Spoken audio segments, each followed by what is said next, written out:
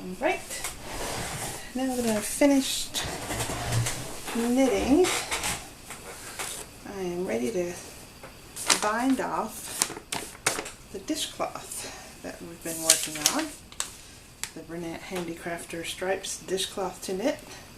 It says it should be 10 inches square. Mine is 9 inches square because I'm a tight knitter, but I don't mind having a 9-inch dishcloth. It's not too big, not too small, it's just right. Like I said, gauge is not important for a dishcloth. Now, if you definitely want a 10-inch dishcloth, then you should pay attention to your gauge instructions here. 15 stitches and 28 rows equals 4 inches in garter stitch. So you can watch another video on the Bernat website by Crystal who shows how to get gauge, because you'd want to have 15 stitches for every 4 inches. So 4 inches divided by 4 is 1. So to get 1 inch, you'd have to divide 15 by 4 to see how many stitches per inch you'd need. So let's see here. It would be 7.5 goes into 2, 3.5 goes into 7. So almost 4 stitches per inch. Almost. A little bit less than that. But you'd want to measure over the 4 inches anyway. Okay, so we're ready to bind off. We're at the very end of our basic dishcloth. And you can see it looks real pretty. And so far what we did was we cast on 37 stitches and then we knitted every row garter stitch for 10 inches. I did 9. And now we're ready to cast off knitwise. Now when they say cast off knitwise, that means they want you to knit every stitch while you're casting off. Later on you might come across patterns that say cast off in pattern, or it'll say cast off purlwise. That's very rare. Usually it's in pattern or it's in knitwise. Casting off in pattern means you might have had a design where you were going knit 1, purl 1, knit 1, purl 1, knit 1, purl 1, and then you'd cast off your row with that in mind. You'd want to change every stitch. But since this is a beginner pattern, we're just knitting every stitch, so we're going to cast off just knitting every stitch. And you'll learn more about the other cast on styles as you do more knitting. But now I'm going to show you how we're casting off, and there's another word that's called binding off. It's exactly the same thing. Now some people, when they bind off or cast off, will use a larger needle to cast off with, because a lot of us knit tightly for the bind off row, and that causes the top to draw in and not look consistent from top to bottom.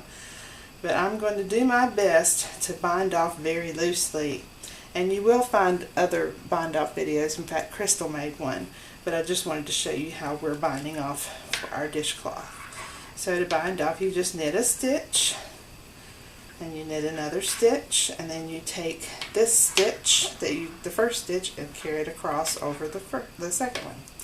Then you knit another stitch, and then you get this stitch and you take it over the one you just knit.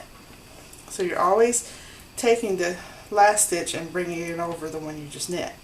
Now, one thing I have learned as I knit is that sometimes my bind off is too tight because I'm tightening this one that's left on the needle that way while I'm starting to knit my next stitch. And if this is too tight, then it makes your bind off too tight, because this is the one that you're having to pull over. So what I've had to learn to do is to leave that stitch loose, not too tight. And I try not to wrap the yarn as I'm binding off. I just let it hang. And I grab it and I knit the next stitch and I wrap it real loose, and then this one should be tight enough to pull over. So keep that one loose, since that's the one you're going to be pulling over. Wrap, carry this one over, and keep it loose. And that way your bind off will not be too tight. So carry that one across. Make sure that one's loose. There. Let's do another.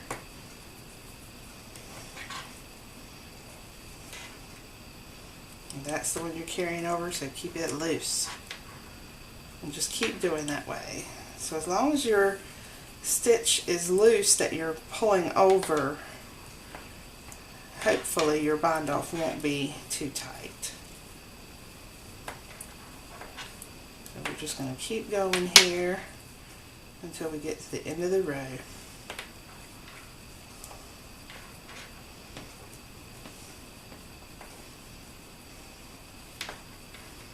And you'll start to feel after a while, and you'll say, oh, I'm starting to get too tight again. So be sure to loosen that up. Keep it nice and loose. And that way the edge at the top has a nice look to it, and it stretches out just like your cast on did. Now some people will have a real tight cast on, and then their bind off will be nice and loose, so one side will be wide and the other side will be narrow, or this side will be narrow and that side will be wide. So it just gets better with practice. That's the only advice I can give you. There's no quick fix for it. You just have to keep practicing. So that's why it's really good to practice your knitting with real basic projects like this, and that way your heart is not broken if you mess up a sweater you were wanting to wear. It's better to learn with little basic things that are not as important as a sweater is. But you know, if you want to learn with a sweater, more power to you. Just don't expect it to be perfect, because a lot of knitting is experience and just practicing. The more you do it, the better you get. And I say that, and I'm still bad about having a tight bind off. Even after all these years of knitting, I'm still having trouble making my bind off be loose enough. So I think I still need a little bit more experience to make my bind off better. That's alright. I got all the time in the world. Knitting is fun. This past weekend I went on a trip to, not a trip, I stopped by, let me rephrase that, a thrift store on my way home from work. And I could not believe it. I went into this thrift store and they had these great big bags of yarn, brand new yarn that had never been opened, still in the package, straight from the manufacturer.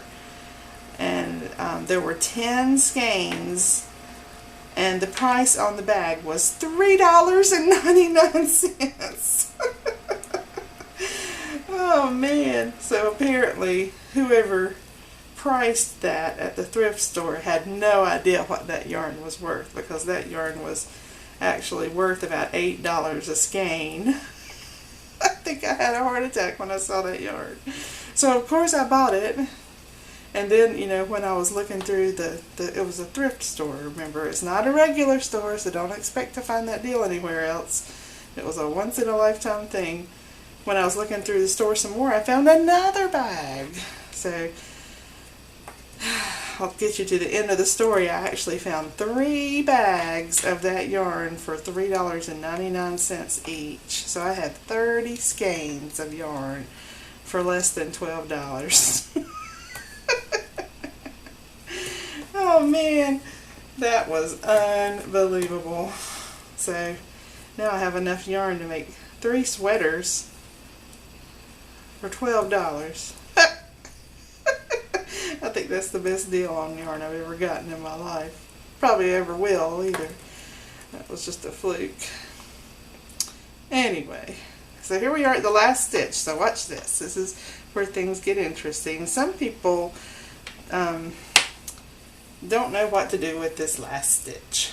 Now, if you have experience as a crocheter, when you get to that last stitch, you want to pull the yarn through it. I'll show you what I mean. Cut the yarn so that there's enough left for you to seam and to weave in your ends. And now here is what you do when you get to the last stitch of a knit stitch. First I'm going to show you what a crocheter would do. This is what a crocheter would do. A crocheter would pull this up and they would bring this yarn through it like that, right? That's what a crocheter would do. I'm going to show you that in knitting, it's not necessary to do that. So we're here at the last stitch. Watch closely.